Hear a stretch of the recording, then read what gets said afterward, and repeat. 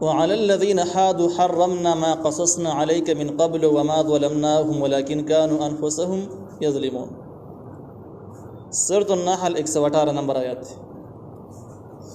دی 118 نمبر آیات کې یو خاص اعتراض او سوال ته جواب، یو خاص اعتراض طرف ته اشاره او دا غي جواب دی. مخکې موږ دا مسائل بیان کړي وو چې کوم څه الله تعالی حرام کړي دغه حرام دي، چې کوم حلال کړي دغه حلال دي، چا پکې کار نشته. بیا موږ دا ویلو چې ملت ابراهیمی کې چې کوم څه حرام او هغه قشن حرام را چری درې دي، او چې کوم څه حلال او دغه زمانه حلال را چری درې دي. نو بده زمانہ کې چې په عربو کې کوم شیزونه د ځان نه حرام شي او هغه شیزونه حرام نه، او چې کوم دی حلال کړي د ځان نه حلال نه. د ځکه کې سوال دا پیدا شو چې په تورات کې په يهوديانو باندې ډېر شیزونه داسې وو چې ملت ابراهیمی کې پاغي باندې ملت ابراهیمی کې حرام شوی نه، لیکن په يهوديانو باندې بیا هم حرام. داغه بس هغه ذکر چې کوم د سورۃ انعام کې تر شوی دی او په سورۃ النساء کې هم تر شوی دی چې ډېر شیزونه د يهوديانو د بغاوت په وجه باندې د هغوی سرکشي په وجه باندې هغه ډېر نعمتونه باقي باندې زیاتی حرام شو، چې باقي کې هغه سارو او هغه ساروي چې داغه نکو والای داغه وازګه به حرام شولا. دا ډېر څه ته ذکر شوی دی په سورۃ النساء کې. نو هغه څه چې کوم دي داغه نه علاوه هغه په يهوديانو باندې حرام، هغه چې د حرمت خاصه د يهودو وجه عام چا لپاره نه، ځکه بغاوت يهوديانو د بل چانه. نو په عربو کې داغه د حرمت ذکر نشته، ځکه چې يهود د عرب نه دي، د عبراني او سوریاني ولا خلق دي، او عرب خلق چې کوم دي د يهوديانو نسل نه دي، عرب ځان له خلق دي، د ملت ابراهيمي والا د ابراهيم عليه السلام اولاد دي، لیکن يهود نه دي، بلکې د اسماعیل عليه السلام اولاد کې راځي عرب خلق. نو دې ځکه کې داغه جواب وشو چې وعلى الذين حادوا حرمنا ما قصصنا عليك، په يهوديانو موږ حرام کړو هغه شی نه چې موږ بیان کړی تا ته پیغمبره من قبل دینه مخکې دا بیان په سورۃ النساء کې تر شوی دی او سورۃ انعام کې تر شوی دی مخکې. وما ظلمناهم من ظلم نو کړه پاغي باندې چې حلال شي نه به حرامول،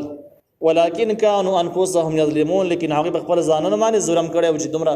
د دین او د شریعت ښکارا بغاوت وکاو، نو ځنی حلال شي نه بیا حرام شي. ثم ان ربك للذين عملوا السوء بجهاله، دې ځکه نه خور ترغیب توبې ذکر کیږي چې څومره مجرمان او سرکشان په دنیا کې موجود دي، هغه د لپاره په الحال توبې دروازې کولاو دي، توبه استلش. نو الله تعالی وايي ثم ان ربك، بیا یقینا رب تعالی الذين حق سان د لپاره عمل السوء چې کوي ګناونه بجهاله په ناپوهی سره. جهالت معنی دا چې د خپل انجام نه خبري او ګناه کې اخته شي. د سینه دا به جهارتین دا معنی نه راځي کنده دا پته نه چې دا حرام دی که حلال، د سینه دی بلکې دې ته به د حرام واري د ګناه پته یي، لیکن د ګناه په ټیم کې هر سړی چې کوم کله ګناه کوي د خپل انجام نه خبرای چې دنه بس جوړیږي، مخکې نو ته پته چې حرام دی او دا ټیم کې خپل انجام تیر شي نو ګناه کې اخته شي، او دا شیطان یو چل هم دی. نو کم کسان چې ګناونه کوي به جهالتین په داسې حال کې چې د خپل انجام نه خبرای ثم تابوا بتوبه وباسي، توبه په خیمانه کېدل ته وایي او د خپل کار باندې په خیمانه شي من بعد ذلك رسل دینا واصله خپل عمل صحیح بیا د ذکر نه کوي. ان ربك بشکر افسا من بعد هر دین رسل غفور رحیم، بخون کې او رحم کوونکی دی. نو ترغیب شو توبه د الله رحیم غفور رحیم دی. څوک چې په خپل ګناه په خیمانه کېږي خپل عمل صحیح کوي الله تعالی معاف کوي او رحم ور باندې کوي. ان ابراهيم كان امه قانتا لله حنيفا، دا یو بل رد ذکر کیږي په مشرکانو باندې. عرب خلک چې هغه بزان ابراهيم عليه السلام ته منسوب کاوه چې موږ د ابراهيم عليه السلام په اولاد کې او د اسماعیل عليه السلام اولاد یو، او موږ چې کوم څه کوو دا د ابراهيم عليه السلام نه په تعلیماتو کې موږ ته پاتې شوی دي، ملت ابراهيمي باندې یو، او د دې سره سره د بوتانو سجدي کوي، د قبرونو سجدي کوي مشرکانو. نو داوی د ابراهيم عليه السلام د ملت وا ابراهيم عليه السلام خپل نیک ګاڼو، لیکن و دین ابراهیمی باندې داخله ونو او دی په بل لار باندې روان. نو د څنګه کې په بل طریقه باندې د دې په دعوا او د دې په عمل باندې رات دي چې داوا مخکې داوا شروع کړي ده، لیکن کوم عمل چې کوي د داوی سره سمون نه خوري بلکې داوی خلاف روان دي. الله تعالی و ان ابراهیم یقینا ابراهیم علیه السلام کان وو امه یو پیشوا امت غټ قائد ته ویل کیږي لوی پیشوا ته ویل کیږي د امت خپل ډېری معنی دي امت په معنا د غټ ډلې سره راضي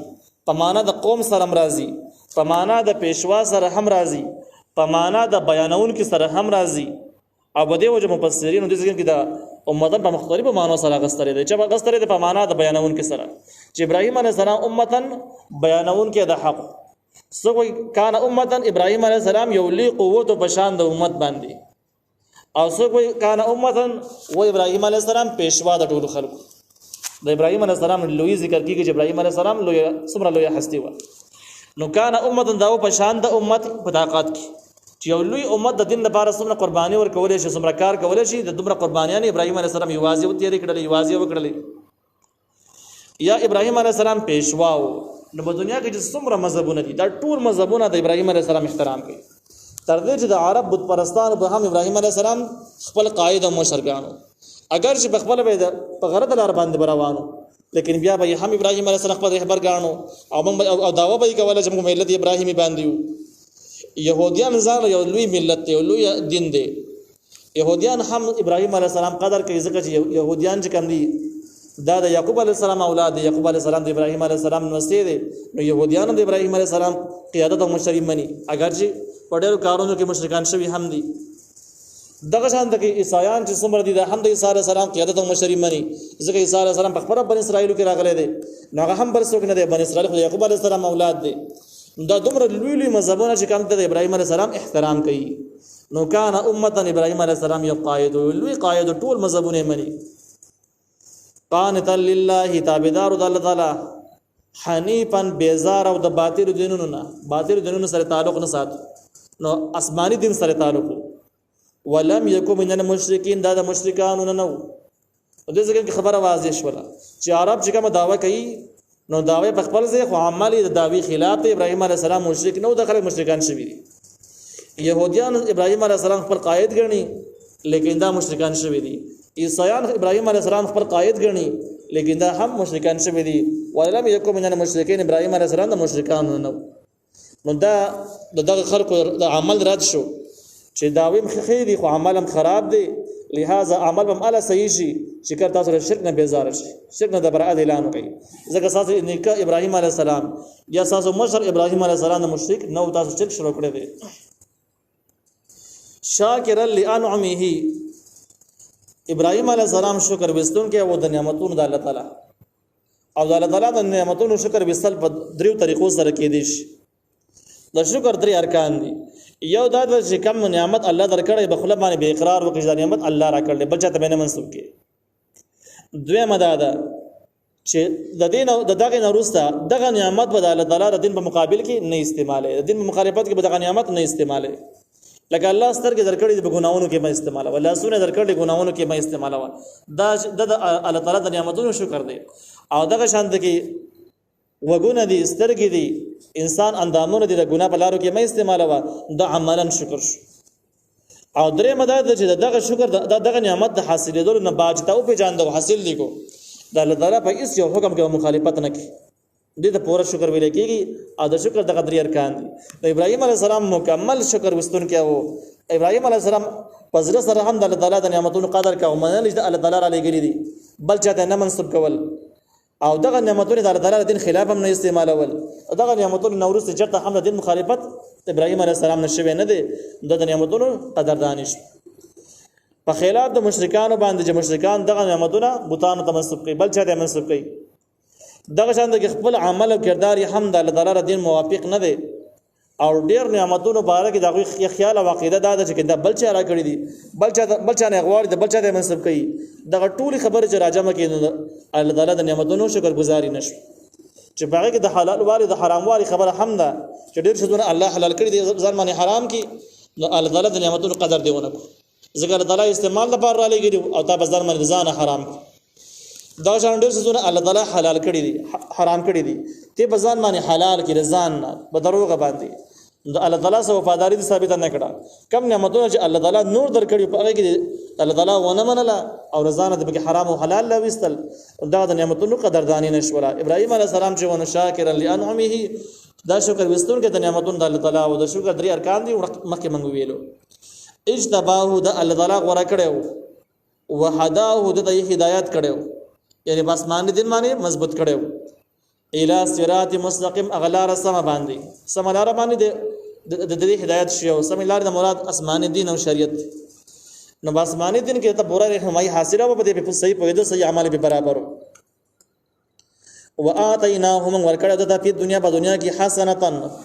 خو بیانې تفسیر معنی په قران حسنتن معنی په ځین کې په خوبي سره کړل په خصبت یا خوبي ابراهيم عليه السلام په دنیا کې کوم خوبي ملاب شو د ابراهيم عليه السلام پیغمبري په خپل معنی خسته خوبي ده